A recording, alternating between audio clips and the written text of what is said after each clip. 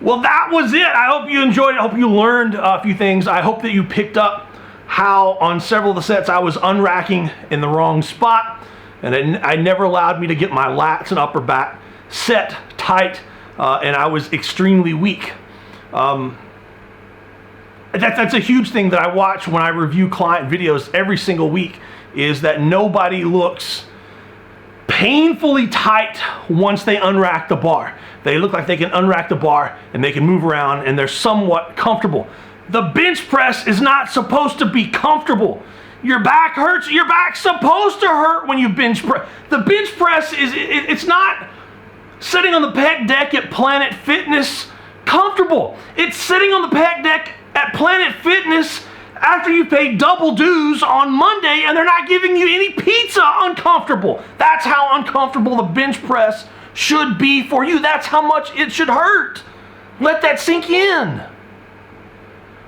Anyway, when I'm bench pressing, I want that kind of uncomfortableness, that kind of tightness. Notice my feet are not moving. Nothing is moving but the bar. So if you're watching your own videos and you're seeing your feet move, if you're seeing your body kind of shift like that, if you can move around a little bit once you unrack that bar, you're not serious enough. And if you compare my first couple of sets to my last couple of sets, even though I keep adding weights and keep adding tons and tons of reverse bands, watch how much more serious I have to get.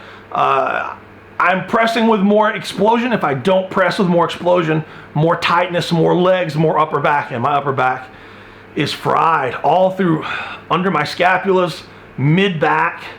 It's just toast. It's exhausted. Like I've done a bunch of deadlifts and barbell rows, and that's why so many heavy bench pressers do an absolute ton of chest supported rows, dumbbell rows.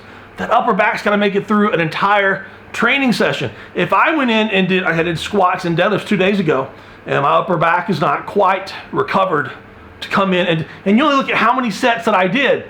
If I was, if I was a real 800-pound bench presser, I would have to do all of those sets without reverse band.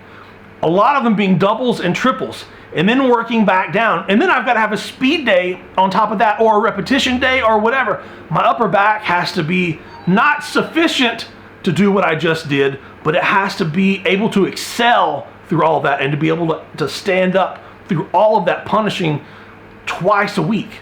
And that's what I'm feeling right now. Maybe a correlation between when I began doing all this reverse band work and my back starting to heal.